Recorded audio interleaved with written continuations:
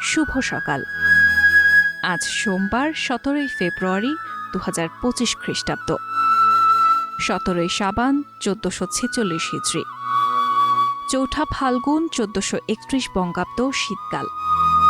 শীতের রুক্ষতা আর মলিনতা কাটিয়ে মিষ্টি কুয়াশা ঘেরা সকালের হাত ধরেই ঋতুরাজ বসন্তের আগমন।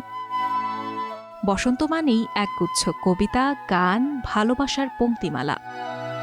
বসন্ত মানেই মনকে আন্দোলিত করা সুন্দরের আহ্বান। বসন্তের এই সুন্দর সকাল শুভ হোক আপনার জন্য।